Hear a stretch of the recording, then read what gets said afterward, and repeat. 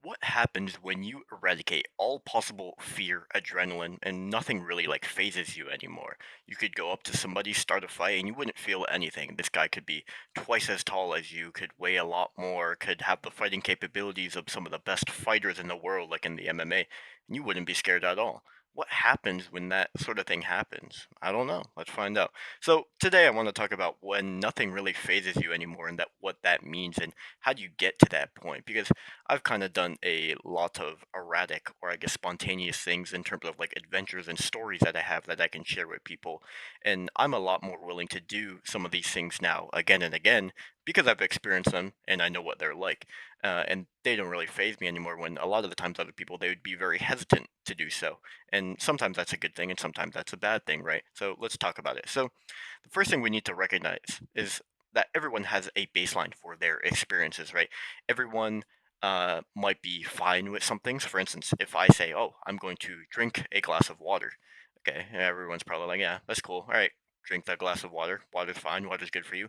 But then let's say I'm going to drink a glass of wine. Some people might be like, "Oh, I'm religious," or "I don't agree with that. I don't want to drink," right? And so some people are okay with things, and some people are not okay with things. It becomes an extreme after this point when you start to do things that could jeopardize the safety, usually the safety or the amount of comfort a person has with that situation. So an example that I have over here is cliff jumping, right? A lot of people or skydiving, right? A lot of the time, it has to do with fear. How comfortable are you with the situation, and how confident are you in yourself and the people around you, right? So some people might want to go, oh yeah, I can do cliff jumping, that's cool. But some people might be like, oh, I'm scared of heights, or what if I hit the water? And they start to race and they start to think. So the thing that we have to realize is that everybody has a sort of tolerance level and baseline that they're comfortable with, and that's because of the experiences that they had in life, right? I probably was not born in the same place as you were, and I definitely didn't go through the life experiences that you did. For instance, somebody might be poor, somebody might be rich, some person might have been abused, another person might have lived a really nice life with maids and a big house and family, right? And so we need to recognize those differences and see that everyone has a sort of baseline of tolerance level. Not everyone's the same in that case. And so these kind of changes that we have through experience depends on how that will determine basically how bothered you are about it. For example, like the cliff thing again. And so these are usually shaped by grief, regret, trauma, these sort of experiences that we have in life. What is their impact on us, right? And so an example of this is J. Robert Oppenheimer, the guy who basically created the atomic bomb and helped end World War II and all that stuff, right?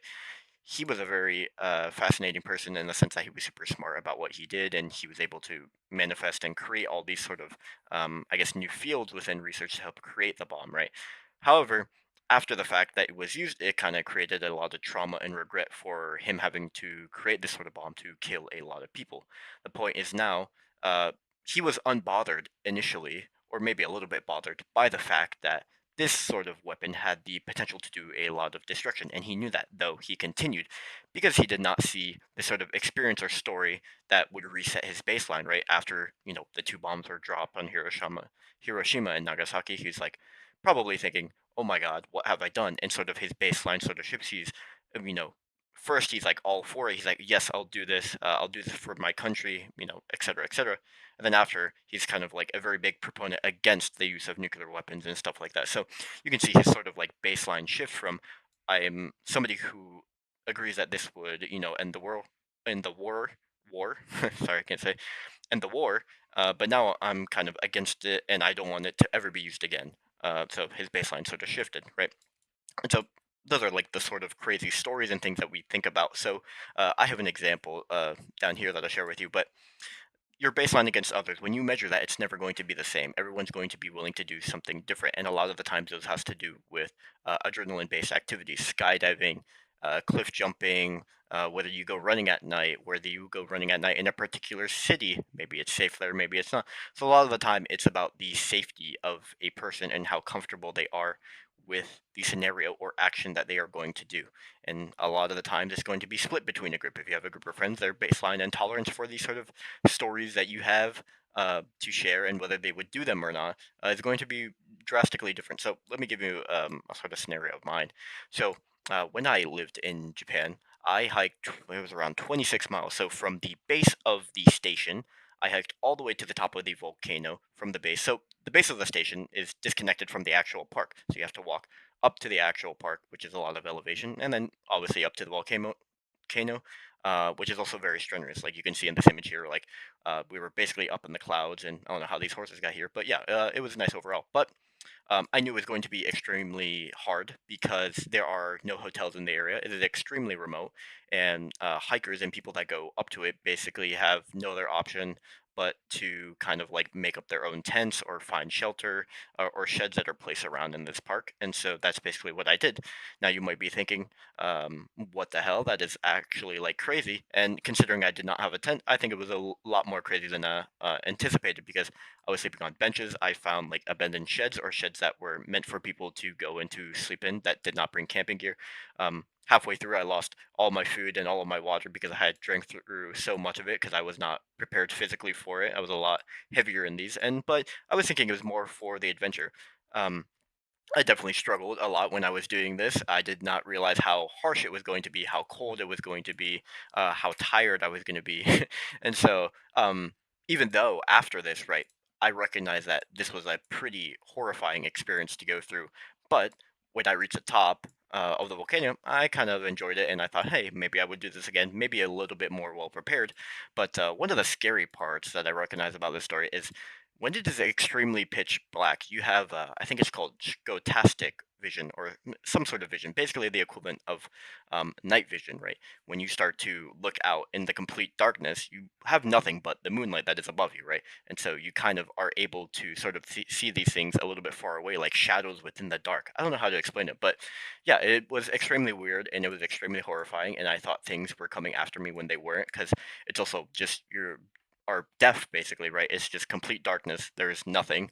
It is completely mute, and the only thing that you have is like yourself and walking in the complete dark. And I don't have batteries or anything like that. They all ran out. So yeah, but as you can tell, this is like a baseline experience for me that shifted towards me being more comfortable rather than me being more uncomfortable. So kind of like the opposite of Oppenheimer here, right? So we're the kind of instead of shifting towards, oh, I would never do this again, I'm kind of more inclined to be more well prepared and do it again. So you can see like everyone's baseline and experience. I mean, mine is the lesser extreme of the two examples for dropping a bomb versus hiking in pitch black darkness, but you can see the point here. And so what happens when you go, in one, or I guess like the more extreme direction, right? So um, when you start to basically become a sociopath, right? You have this extreme baseline. So this is Charlie Manson here. He's a serial killer, sociopath. You start to leave the door open for morality, I think, right? So if you have a story that is so extreme that it impacts you so much that you don't really care what anything happens, like I don't know, you just don't care anymore, right? You kind of leave the door open for morality and say, hey, I can do X, Y, and Z, and it wouldn't phase me at all. Or in this case, let's take Charlie Manson for example. He killed somebody. He said, oh, I don't really feel anything from that. Well, I could do this over and over and over, and I wouldn't be bothered, right, by it. And so you're kind of disregarding any sort of fear or repercussions that you would get out of this experience, and they're actually encouraged in this case. I feel like, for example, just Charlie Manson, right? He killed somebody. He said, "Oh, don't feel anything. I can continue to do this, and I wouldn't feel anything. So I'm just going to continue to go and widespread this in LA and do whatever I want." And so then you start to actually enjoy the experience rather than disregarding it and being fearful of whatever outcome might come from it. And so that baseline is kind of just always stuck on the extreme example. So this is more like yeah, just super extreme example of becoming a sociopath as a regard to the baseline being shifted so high up rather than extremely low. Like you have a tolerance for nothing versus you have an extreme tolerance for literally anything and everything. He could, Charlie Manson could probably do a lot other different things that are more extreme than what he did. Well, I don't know if you can get any more extreme than murder, but you see the point here that when you get so extreme, you kind of just disregard all morality, ethics, and stuff like that. So yeah, this is what I wanted to touch on today. I still want to encourage people to go out and do like crazy, have like crazy stories or things that they can share with other people. I do think there should be a balance between, I guess, like your safety and what you think is like acceptable or not. But that's just up to the person at the end of the day. So yeah, hope the quality of this video is better. I tried to fix my mic over here. I know the last few videos it's been a bit bad. But yeah, hope you have a nice day.